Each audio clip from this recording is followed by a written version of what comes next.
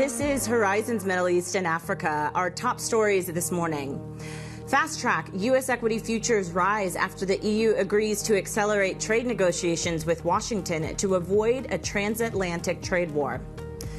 Rocky start, a U.S. and Israeli-backed aid plan for Gaza starts distributing food and changes to changes to its administration. Meantime, Israel's military mounts what Prime Minister Netanyahu calls a final push to win the more than 19-month-old war.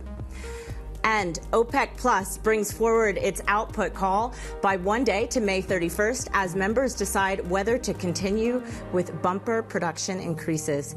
It's just gone past 8 a.m. across the Emirates, 6 a.m. in South Africa. I'm Jennifer Zabasaja in Johannesburg. Good Tuesday morning to you. Let's just take a quick check at where markets are positioned ahead of the trading day. We did mention that on Monday was a holiday in the U.S. and also in the U.K. We are seeing U.S. equity futures, though, holding on to their gains from Monday after Trump did postpone that deadline for imposing tariffs on the EU. Right now, S&P futures up more than 0.8%. It was a holiday, of course, as we mentioned, in the U.S. and the U.K. The 10-year yield, we are seeing U.S. Treasuries continue to face headwinds amid concerns around a widening U.S. fiscal deficit, added pressure coming after the House did pass Trump's tax bill last week. Right now, we're seeing the yield on the 10-year edging lower ever so slightly right now at 4.48% there. The Bloomberg dollar, very interesting price action that we're seeing with the dollar right there. Tariff threats and concern around the dollar continuing to show up in the greenback. Bloomberg's gauge of the dollar slipping for a third day. Monday, we did see the greenback hit its lowest close since of July of 2023. As you can see there, we've continued to see the greenback continuing to slip and weaken throughout the past few months. And also Brent crude in focus, of course, as we await the decision from OPEC Plus coming later this week. Let's just take a look, though, at another story that we are following very closely, and that is coming from Europe. Right now, we are seeing news about European car sales declining 0.3% to 1.08 million in April. That news is coming from the European Automobile Manufacturers Association. Very recently, we saw major markets that did actually post declines, that including Germany, France, and the UK. And some interesting bits, too, about what happened with Tesla. Tesla's European car sales roughly halved in April to just 7,261 units. Some of the decline potentially suggesting that what we've been hearing from Chief Executive Officer Elon Musk, potentially some of his policies and the rhetoric around his work with U.S. President Donald Trump, hurting the brand's popularity. But that news just coming in the past few minutes. Let's move on, though. The European Union has agreed to speed up trade talks with the U.S. just days after President Trump criticized the group for slow-playing negotiations and taking advantage of the U.S. A European Commission spokeswoman says there is new impetus for talks after Trump extended the deadline for 50% tariffs on the EU. Meanwhile, ECB President Christine Lagarde says Trump's erratic policies present a prime opportunity to boost the euro's international role. Moments of change can also be moments of opportunity. The ongoing changes create the opening for a global euro moment. And this is a prime opportunity for Europe to take greater control of its own destiny. But let's not fool ourselves. It is not a privilege that will be bestowed upon us. For more, let's bring in News Desk editor Jill Desis. Jill, talk to us about how the tone continues to shift between the EU and U.S. negotiations. Where are we at right now in this current relationship? Yes, Jen. Well, it's actually been really interesting to watch a lot of these negotiations unfold because I actually see a little bit of the elements of how the U.S. was conducting trade negotiations with China, just a few weeks ago. I mean, you look back, initially you had this escalation of tensions between the U.S. and the EU, Trump, adding to his initial tariff threats by pushing that up to 50% just a few weeks ago. Now it appears that this conversation between Ursula von der Leyen, between Donald Trump actually led to something of a tonal shift here. That's really, you've got Trump saying, he's going to push back the deadline, give them another about 6 weeks or so to negotiate here. I mean, remember, there's still quite a lot at stake here. We're talking about, if the 50% tariff that Trump's talking about actually does go into effect, that threatens something in the neighborhood of $325 billion US dollars worth of EU-US goods trade here. But given that you've at least got that, you've at least got a little bit of that detente there, it does kind of make you wonder maybe there is a path forward here. Certainly, I think enough to lessen tensions. Of course, we'll have to see how much of that actually feeds into, better talks, if there does actually appear to be negotiations there. But yeah, so a bit of a tonal shift there, a bit promising, but we'll see where it goes. What are the roadblocks right now, Jill, and how do these two sides get to the point where there is a middle ground that they can find some agreement on? So I think that's really the big question here. I mean, from the EU side, you've got them essentially saying that one of the biggest issues, one of the biggest challenges that they have here is that they don't know exactly what the U.S. wants from a trade agreement. That, it's a little bit tough to say who's necessarily speaking for Trump. They're getting a little bit of that whiplash, in those negotiations with the U.S. From the U.S. side, they're arguing that the EU is taking advantage of the U.S., that they're pursuing U.S. companies with lawsuits and other kinds of barriers and things like that. So that's essentially where it comes down to. I mean, the EU did put forth a proposal about last week or so that the U.S. rejected. So there's a lot of that back and forth there. You do have the EU also saying that they have some tariffs that they could put in place in reserve, particularly in response to some of the reciprocal tariffs that the U.S. announced earlier, in response to some metals tariffs as well. So there is a lot of that concern over what exactly this kind of negotiation would look like. But a lot of this does ultimately come down to kind of the winds of Trump. If he's satisfied with this conversation that he just had with Ursula von der Leyen, maybe that kind of sets a tone going forward. But I think that when you're dealing with tariffs where you've got the kind of negotiator in Donald Trump, where he's clearly willing to just pile things on. I mean, again, we saw what happened with China just a few weeks ago when he was pushing tariffs up to 145% before ultimately Scott Bessent arrived at something of a detente. It's a little bit difficult to see where that goes, but as we've been talking about, the tone at least seems to have shifted on the EU. We'll see if that works going forward. Right. Perhaps we get some indication of that in the days to come. Bloomberg's Jill Desis. Jill, thanks so much for starting us off today. To China now. China's government is considering a new version of its Made in China campaign to boost production of high-end goods, prioritizing technology, including chip-making equipment. Let's bring in our China correspondent, Minmin Lo, who is in Hong Kong. Minmin, this story coming from our team over there. Talk to us about this new version of the Made in China plan that Beijing is reportedly said to be considering. Yeah, so the Made in China 2025 plan was first introduced back in 2015. It was a 10-year plan to map out China's strategic priorities when it comes to the manufacturing sector.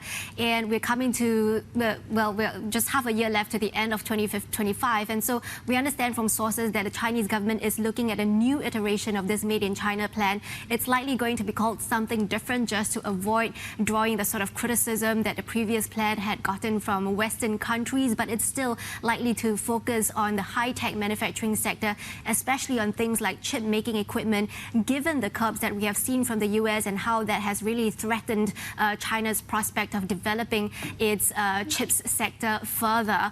And this comes despite the criticism from the U.S.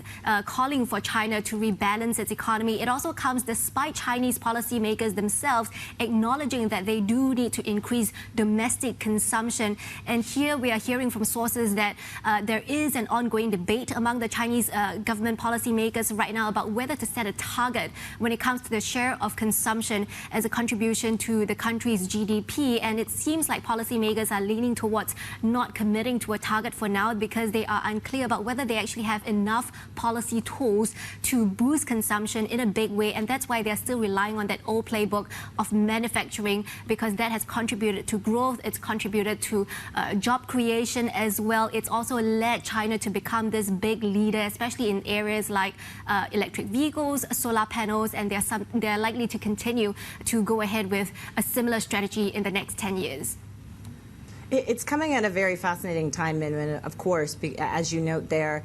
Talk to us, though, about potentially what this could mean if and when we do see EU and Chinese trade officials meeting in early June. How might this potentially impact what we hear from both sides? Yes, and this is going to be the third sort of public engagement that we have seen from both sides so far this year, because the Chinese Commerce Minister Wang Wentao will be traveling to Paris in early June on the sidelines of the WTO meeting to meet with his European counterpart. The European Commission's trade representative did travel to Beijing back in March this year. That was followed by a video call in April, and that frequency of exchanges has really increased, and this shows how both sides are willing to step up engagement as they look at how to address some of the impact from Trump's tariffs. So this is an opportunity for both sides to get a sense of how both sides are going to deal with Trump, and also to see if they will maybe pave the way for potential deliverables come July, when we know European officials are planning to make a visit to Beijing for a summit. So would they be considering maybe picking up discussions of an investment pact that had been put on ice for a few years, or perhaps lowering tariffs on Chinese EVs in exchange for price commitments from Chinese companies? So these are some potential things that they might be discussing. And of course, it's also going to be closely watched by the US, because US has warned the EU not to lean too closely to China, but it seems like EU officials are playing a very delicate balancing act there. Thanks so much. Bloomberg's Min Lo for us. Thanks so much, Min. Great to have you on.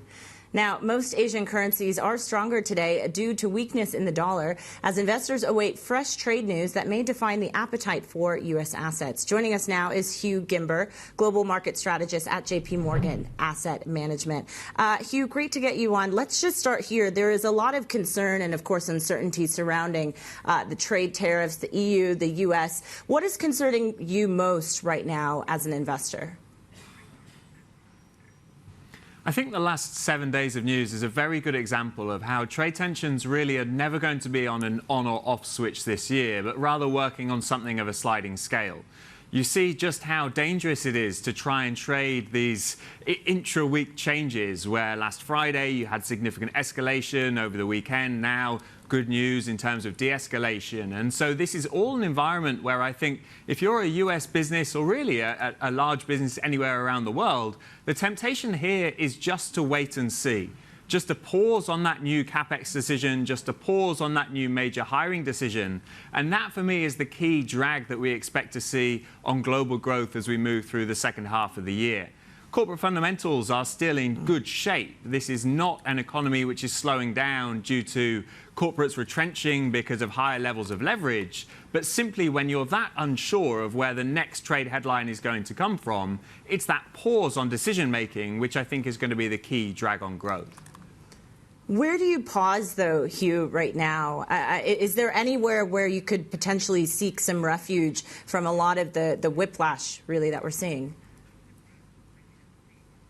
So for me, this is all about trying to focus on where we're seeing positive change. And Europe, I think, is a very good example of that, where the European Commission is really being brought more closely together in response to the US hostility. And that was evident prior to the 2nd of April announcements, but seems to be continuing through the course of these negotiations. So where we do have more confidence here is in this rotation from the US stock market into broader regions, but particularly Europe and the UK, where I think the fiscal boost that we're likely to see here is going to be more additive to growth, even than really when you compare that to the big US fiscal bill which is passing, where, for me, the impact that we're seeing on the bond market, on higher yields, and a Fed which is going to be increasingly more hesitant to cut rates in the face of this fiscal impetus. When you put those two regions together, I think the fiscal boost that we're seeing in Europe is likely to translate into stronger market performance than when you compare that to the outlook for the S&P 500.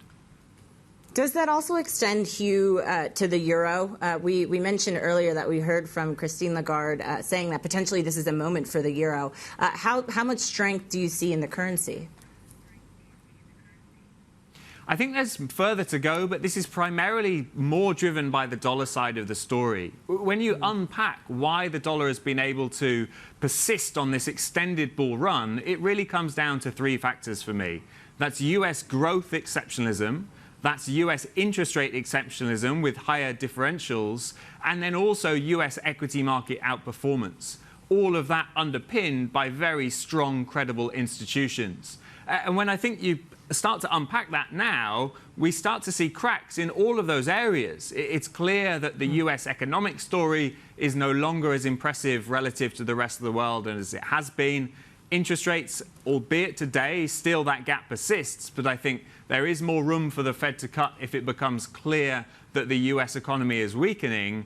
And the equity market story is clearly well underway. And as I've said, we expect further rotation away from the US market into other regions. So you put that all together, combined with a US dollar that still looks relatively expensive based on its own fundamentals. And that, for me, is a catalyst for further dollar weakness. The euro stands to benefit from that.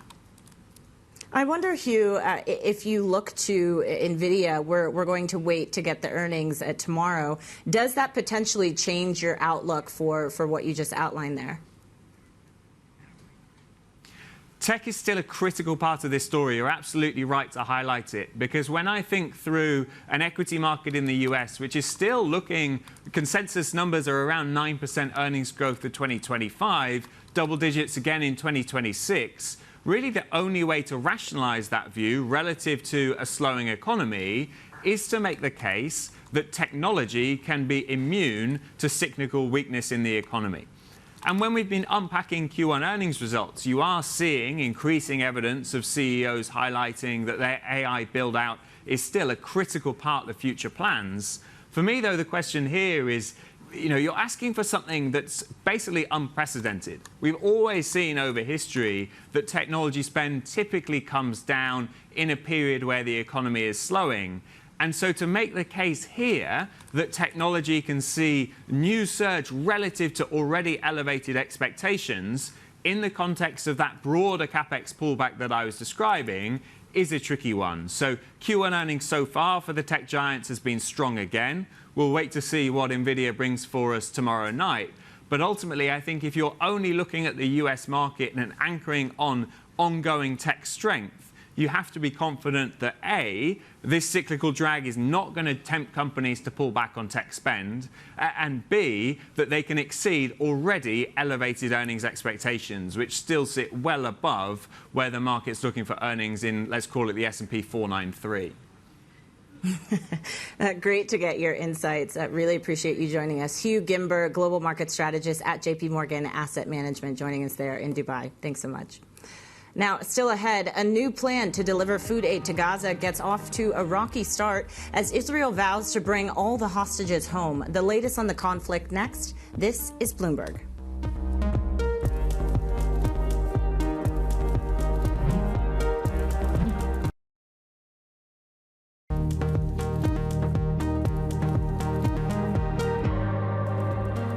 Welcome back to Horizons Middle East and Africa. I'm Jennifer Zabasaja in Johannesburg. Israeli Prime Minister Benjamin Netanyahu has vowed to bring back all Israeli hostages held in Gaza. His remarks came as the U.S. reportedly denied that Hamas had accepted a proposal for a 70-day ceasefire and further hostage and prisoner exchanges. Palestinian medics, meanwhile, say Israeli strikes killed at least 52 people in the Strip on Monday, including dozens sleeping in a school being used as a shelter. Joining us now is Bloomberg's managing editor for economy and government in the Middle East and Africa. That's Paul Wallace. Paul, talk to us about this back and forth that we're seeing between the Israelis, Hamas, and also Steve Witkoff. Where are we at in these negotiations? Hi, Jennifer. At the end of the day yesterday, it seemed like we weren't any further along. There was speculation because of a few reports saying that Hamas officials were privately saying they'd accepted a plan by Donald Trump's main Middle East envoy, Steve Witkoff. Unfortunately, that didn't seem to be the case, and Witkoff himself quickly denied that there had been any deal. It seems as if Hamas was agreeing to something, but whatever it was agreeing to was not Witkoff's full plan, which at the moment is for the return of half the remaining living hostages. So that would be about 10 hostages being released, and a ceasefire of roughly 6 weeks. That's what's on the table at the moment, and that's what Israel has said it's willing to accept. But clearly, Hamas and Israel are still some way away from coming to an agreement. And as you pointed out in the intro, the fighting in the Gaza Strip is very, very intense, and Israeli strikes are picking up. And also the distribution of aid seeming like it's off to quite a rocky start. What's behind this? So this Israeli plan, and well, also it's also backed by the U.S. To sort of move Gazan civilians to the south of the Strip and set up aid distribution zones there, did start yesterday. Officially, it kind of got off the ground yesterday. At least one distribution zone started giving out aid to Gazan civilians. But it's a very controversial plan that most of the rest of the world and Palestinian authorities and the likes of the UN says won't work. They don't like the idea that civilians are being vetted before they're allowed to be given aid. Israel says that's to make sure that they're not members of Hamas, and especially Hamas fighters. But the bottom line from aid agencies is that this will just be a drop in the ocean in terms of what's needed. And the main things are sort of medicine and food supplies, which are running very, very low in Gaza. Yeah. Paul Wallace, Bloomberg's managing editor for economy and government in the Middle East and Africa. Paul, thanks so much for that updated report. Now, still ahead, we'll discuss the currency outlook with BNP Paribas's, Chandresh Jain. He's coming up later this hour. This is Bloomberg.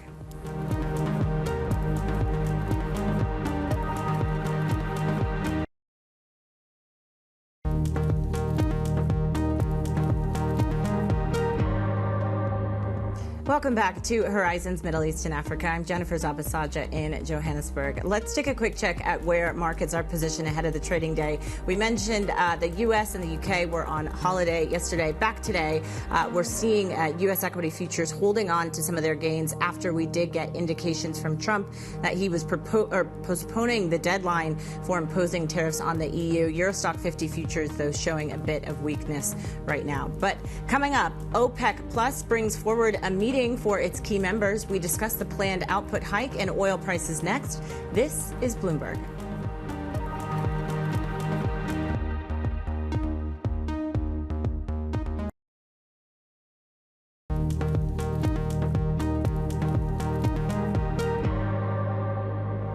This is Horizons Middle East and Africa. Our top stories this morning. Fast track, U.S. equity futures rise after the EU agrees to accelerate trade negotiations with Washington to avoid a transatlantic trade war. Rocky start. A U.S. and Israel-backed aid plan for Gaza starts distributing food after changes to its administration. Meantime, Israel's military mounts what Prime Minister Netanyahu calls a final push to win the more than 19-month-old war. And OPEC Plus brings forward its output call by 1 day to May 31st as members decide whether to continue with bumper production increases. It's just gone past 8:30 a.m. across the Emirates, 6:30 a.m. here in South Africa. I'm Jennifer Zabasaja in Johannesburg. Let's take a look at where markets are positioned. We're seeing U.S. equity futures holding on to those gains that we did see on Monday. That was coming after we did get some news from President Trump that he was, in fact, delaying that deadline for imposing tariffs to the EU. Right now, S&P futures up more than 0.9%. U.S. Treasuries facing a bit of headwinds, but right now we're seeing the 10-year yield at 4.48%. 0.5%. There is still concern about a widening U.S. fiscal deficit, pressure adding on to that concern after we did see the House passing Trump's tax bill last week. The Bloomberg dollar gauge also facing some pressure, again, for some of those concerns about what is happening in the U.S. And also the threats around Trump's tariffs. And Brent crude, we're going to dig into that a bit more in just a few minutes, but Brent crude down just about 0.2% right now. We are awaiting that decision from OPEC Plus in just a few days on the direction of policy. Right now, Brent crude at about $64.62 a barrel. And let's just dig into the dollar really quickly if we can. The price action for the year showing weakness, as this chart is really indicating. There's been concern around the currency, of course, because of Trump's whiplash on his back and forth trade policies, but also, as I was mentioning, bigger deficits increasingly playing a role in the direction for the currency. We've seen the dollar gauge falling more than 7% this year. It's actually set to wipe out all of its gains from 2024, when the index rose the most since 2015. So a bit of weakness, quite a bit of weakness showing up for the Bloomberg dollar. All right, let's go back to our oil story. OPEC Plus is bringing forward its video conference meeting to decide July output for its 8 key members. The subgroup held talks last week on making another bumper output increase. The third consecutive hike of about 411,000 barrels a day is to be finalized during its conference call. For more, we're joined by our oil reporter, Dan Murtaugh. Dan, talk about the hikes and really the timing of these hikes. What do we know potentially about what is driving the group's decisions? Well, Jennifer, they decided to bring this conference one day forward. Our understanding from reporting is that this is just really a scheduling issue to make it easier for them. Nobody's really expecting any difference to the outcome of the meeting. The market's broadly expecting, as you said, a third straight big production hike. Saudi Arabia and the other groups that are leading this are really looking to do a couple of things here. One is, obviously to sort of punish the scofflaws in the group who have been cheating by producing above their output quotas. But they're also seeing that these years of withholding oil to keep prices up and help their balance sheets, it's been costing them market share. And so there is a little bit of market share to claw back. The real question is, as this new production comes out there, will it be absorbed? We're looking at a lot of tariff uncertainties over the next couple of weeks with all these different negotiations going on between the U.S. and different countries. And here in China, the world's biggest import market, they're seeing a lot of gasoline's share loss to EVs and a slower economy. So the real question is not going to be on the supply side. The real question is going to be, is there going to be demand to meet this, or are we going to see further losses in the oil price this summer? Yeah, and Dan, I just want to stick on that. What does that mean for oil prices? What will really be the determining factor of where we see prices going from here? Yeah, a lot of it's going to end up being, can the market absorb this oil? OPEC is showing no signs yet of slowing down this output increase. Prices are down already year to date, but they have stabilized quite a bit. A couple weeks ago, when we first found out about this potential for a huge 411,000 barrel a day increase this month or in July, that shocked prices down below $60, but they've recovered a little bit, and there are a lot of bullish factors. I mean, if you told me a couple of years ago we were in a world with multiple wars and threats of an Israeli-Iranian conflict, those are really supportive for oil prices. But right now there's just so much supply awash right now that there's not demand yet to sop it up. So that's where people are going to need to be focused on for the rest of this year. Yeah, and we were mentioning Brent crude right now at just about $64.59 a barrel. Dan Murtaugh, thanks so much, Dan, for joining us and for that update. We want to bring you some breaking news that we are just getting some lines out, and that's coming from Japan's finance ministry, reportedly is sending out a questionnaire to market participants regarding the appropriate issuance amounts for its government bonds. That news coming earlier from the Nikkei. Now we also have our own reporting there. The ministry reportedly asking for comments on the current market situation in the questionnaire, and many people suggesting that that's a bit unusual because of the timing of this and also the wide group of people that this went out to. Potentially, this could show that Japan is attempting to regain stability in the market, that coming after a sale of 20-year bonds last week that actually it got the weakest demand in more than a decade. So we're getting that news just now coming into our newsroom, and that's just taking a look at where we've actually seen Japanese bonds over the past few months, bond yields retreating from their record. That news just coming into us right now. All right, let's stay in Asia, though. Premier Li Qiang is calling for stronger ties with Southeast Asia and Gulf nations as he pitches China as a reliable partner amid trade tensions with the U.S. Li has been mounting a charm offensive in meetings on the sidelines of the ASEAN GCC summit in Kuala Lumpur. Bloomberg's Avril Hong is there for us, and she's joining us now. Avril, talk about whether or not this charm offensive is actually working for the premier. Yeah, Jenna, I think a lot of that is going to depend on whether at the end of the summit, China is seen as having made economic inroads into ASEAN and GCC countries. I mean, keep in mind, of course, that this is not long after Trump's successful visit to GCC nations, a couple of them. Certainly, we're getting signs that China is taking all this very seriously because they've sent a high-profile delegation. It's not just the second in command in China, the Premier Li Qiang. It's also the Chinese Commerce Minister, the PBOC governor, the central bank chief, that are part of this entourage. And Li Qiang has also been talking about how China is really looking forward to cooperating with ASEAN and GCC nations. Now, against that backdrop, though, keep in mind that when it comes to these ASEAN summits, they are typically with a bilateral meeting sort of setting. And now with China in the mix, potentially that makes things a bit trickier when it comes to agenda setting and what ultimately can be achieved. But as I say, China taking all this very seriously. Avril, talk to us about some of the reporting you're getting there on the ground. You just spoke to the Malaysian trade minister. Talk about that conversation.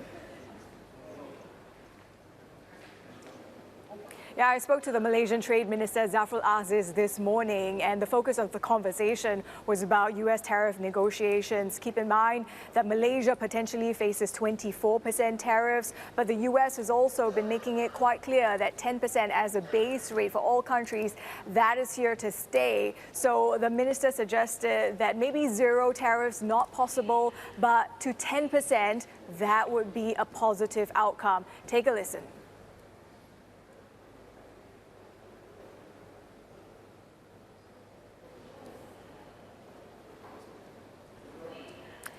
So as I said, any reduction in tariffs, Malaysia thinks that it could be a positive outcome. Keep in mind that at the end of all the trade negotiations, there's also the question about whether the Southeast Asian countries end up with a higher rate of tariffs than China. Does that then affect the competitiveness of their exports, Jen? Thanks so much, Avril Hong, for your reporting on the ground. That's Avril Hong in Kuala Lumpur for us. Let's get back to the markets. Most Asian currencies are stronger today due to weakness in the dollar as investors await fresh trade news that may define the appetite for U.S. assets. Joining us is Chandresh Jain, rates and market strategist for EM Asia at BNP Paribas. Chandresh, great to get you on. A lot of fascinating price action that we're seeing right now. I wanted to just start with what we heard from ECB President Christine Lagarde, which she said Trump's flip-flops offer a prime opportunity to strengthen the euro. How much strength do you think we'll see in this currency? Thank you, Jennifer, for having me on the show. I think we kind of agree what ECB said yesterday, because what we are seeing is people are trying to diversify their U.S. assets and U.S. holdings into some other currencies, and prime candidate could be actually Europe. And with that, the euro dollar should be heading higher. In fact, what we have seen over the last few months, that Europe is planning to spend a lot on fiscal as well as military. That will push growth higher in Europe, which will also attract a lot of inflows, the capital inflows into Europe. So we are calling for euro dollar to go towards 1.18 this year and then 1.22 next year. Chandresh, if this is in fact a dollar weakness story, do you see continued weakness for the greenback? And is it really off the back of a lot of the concern with trade policy and also the widening fiscal deficit in the U.S.? Talk about the trajectory for the dollar. Absolutely. I think as we go into the next few quarters, we see dollar depreciating even further. Now, what recently happened is that there was some de-escalation between U.S. and China tariffs, which is a good news on a medium-term perspective, but tariffs are still going to remain. So we are expecting 10% tariff on most of the countries in the world and 30% tariff on China. Now, these tariffs are negative for growth, negative for U.S. as well. And that's why people want to diversify their U.S. assets. So we think dollar will continue to weaken, and there will be two kind of flows which will weaken the dollar. The number one flow would be from the current account surplus economies like Japan, Korea, Europe, who are already holding a lot of dollar assets, and they are naturally long US dollar as well. So they will try to FX hedge by selling the dollar forwards, which will push dollar lower. Second flow, which will come, is from diversification. When people will start thinking about, apart from US assets, what can I buy? And to answer that, maybe Europe, Japan, and some other nations. That will also push dollar lower. And therefore, both these kind of flows, which have recently started, and it has potential to go even further for the next few quarters, will keep on pushing dollar lower. So we are expecting DXY, which is currently trading close to 99, should go towards 96.7, and then maybe around 94 next year. So you believe, Chandresh, then this will be sustained, this weakening of the dollar will sustain throughout 2025. Is that what you're saying? Exactly. We think this will be sustained. Although, you will have some incidents in between where it bounce back a little bit, but I think the market will take the opportunity to sell again on those spikes. Chandresh, you're also quite bullish on the Indian rupee.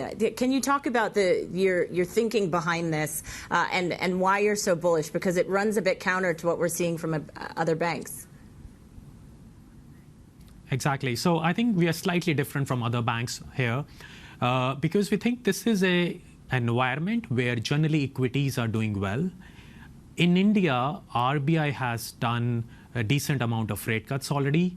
They have added massive amount of liquidity into the system that will start reflecting in the growth numbers in the upcoming quarters. In fact, we are already seeing some pickup happening in terms of GST collection and some high frequency data where it's showing that the growth is picking up. That will help Indian equity markets to do well, which will help INR to do well. So we are generally a lot more positive as compared to our competitors in India space. Additionally, just one more thing, low oil prices also helps India's current account deficit a lot. So what OPEC does ultimately then will impact what we see from the currency. True, absolutely. Chandresh, can we just finish on whether or not this is a net positive for EM currencies? You were mentioning some of the bigger economies with surpluses with the U.S., but will we see a rise in other EMs outside of some of the ones you were just naming? I think in general, every EM currency will have some appreciation against the dollars because if euro is gaining momentum, if Japanese yen is gaining momentum or Korean won is gaining momentum, then most of the other EM currencies will also get momentum and they will appreciate against the dollars because not one single currency can appreciate and others can lag. It generally does not happen. The correlation is very strong. There will be RV players which will help other currencies to appreciate as well. So on a whole, I think the EM currencies will have a good time going forward in Asia business. A lot to pay attention to. Chandresh Jain, rates and market strategist for EM Asia at BNP Paribas. Thank you so much, Chandresh. Great to get your insights on. Now, up next, the African Development Bank's annual general meeting is underway with a vote on new leadership scheduled for later this week. We'll look at some of the leading contenders to take on the presidency next. This is Bloomberg.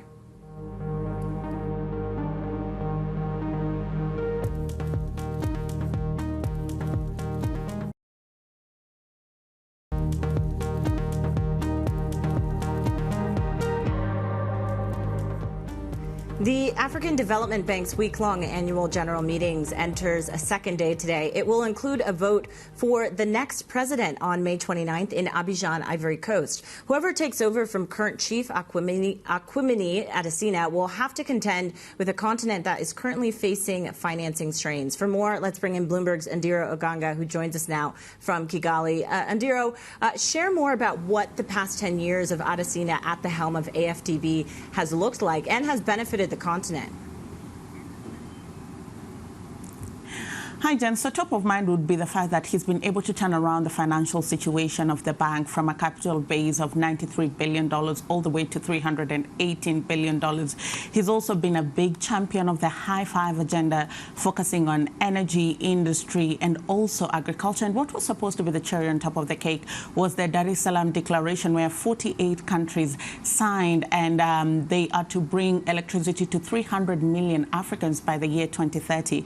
But then again, the last 4 months have been a war. When President Donald Trump came into power, he's been cutting funding to the region, and the African Development Bank could be on the chopping block. $555 million could vanish into thin air, and this could be a punch in the gut because this is part of the $1.5 billion that the bank disbursed to some of the poorest countries on the African continent. And the U.S. says that it's because this funding channel is not aligned to the administration's priorities. And so while Adesina exits office, a new task is in hand. African countries will be grappling with lesser funding coupled with tariffs and their own internal economic issues. So the run for the office is big, but the task ahead is bigger. Right, which makes the contenders for the next president really significant. Can you share more about some of the names that we know and how they plan to tackle some of these issues that you just outlined there? Jen, people think that one of the top contenders right now is Samuel Maimbo. He's a vice president at the World Bank. He's very big on fundraising. But he says before we jump the gun, it's important to go back to the negotiation table, talk to the U.S., see if there are any bilateral and multilateral concessions to be made. And if this non-alignment, as the U.S. says, is permanent, then the continent needs to look at alternative places to raise revenue. And this is where the other candidates come in. They're echoing the same sentiments. You have Sidi Ould Tah, who is from Mauritania. He's a former president of the Arab Bank for Economic Development. And he says the continent could look at the Gulf states tap into excess Middle East money because the sovereign wealth funds hold an asset base of $4 trillion. Then you have the Senegalese candidate Amadou Hott, who's a former minister of economy, and says the continent could also look inward. Wealthy individuals and pension funds on the continent, $4.5 trillion in terms of assets, which is invested outside. This is money that could be pumped into the continent and help foster development. Bloomberg's Ndiro Oganga in Kigali for us. Ndiro, thanks so much for that report. Great to get you on. Now, coming up, Meta goes MAGA, but could it leave the CEO out in the cold? We'll discuss Mark Zuckerberg's political leanings next. This is Bloomberg.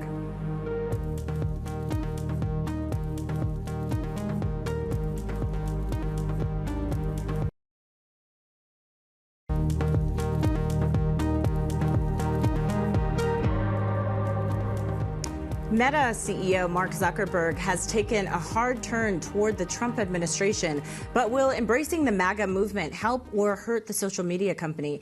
That is the subject for today's Big Take, and Bloomberg's Charlie Wells is here to discuss it all. So, Charlie, explain for us, if you can, how we're seeing Zuckerberg's political strategy really taking a hard left from what we've seen from him in the past.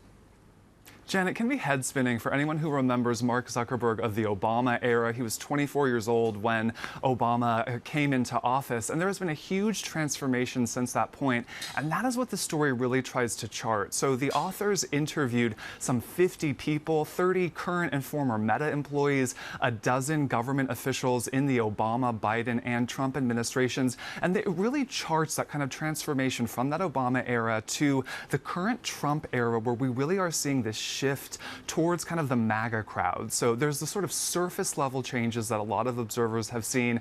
Mark Zuckerberg changing his look, repeating a lot of right-wing talking points, but also some of these specific changes that we've seen at Meta. So, the disbanding of their civil rights group, of getting rid of outside fact checkers, of the company donating $1 million to the Trump inauguration, of Mark Zuckerberg himself hosting a black tie event there, of buying a $23 million mansion near J.D. Vance. So a lot of changes on that kind of surface level, but also some very specific changes geared at getting close to the Trump administration.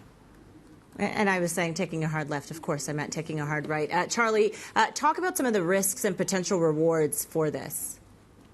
I mean, look, so I think on the reward front, I think it might be some of the things that you don't see. You don't maybe necessarily see if this strategy works out, Meta getting targeted by members of the administration in a way that this administration can target companies that kind of go against a lot of the policies that they like. But the risks are big, and I think the risks might look a little bit similar to what you saw with Musk and Tesla, where on the left you start to see once loyal customers, once loyal users of a lot of these platforms turning away because they don't like what they're seeing in the CEO, but at the same time not getting the sort of embrace from that MAGA crowd that Zuckerberg might be hoping for, just not kind of cutting through. Because if you remember, Facebook for a long time has been the target not just of Trump, but a lot of members of the right-wing media who have said that it has had a liberal bias. So how do you create that trust? It's difficult. It's a fascinating read for all those who can read our big take out right now. Bloomberg's Charlie Wells in London for us. Charlie, thanks so much for joining us. Let's take a quick check at where markets are positioned. The U.S. is coming back online later today after having a long holiday. We are seeing U.S. equity futures holding on to some of those gains that we did see on Monday. Eurostock 50 futures, though, looking poised to start with a bit of weakness today. That is Horizons Middle East and Africa on this Tuesday. I'm Jennifer Zabasaja in Johannesburg. Stick with us for Daybreak Europe. This is Bloomberg.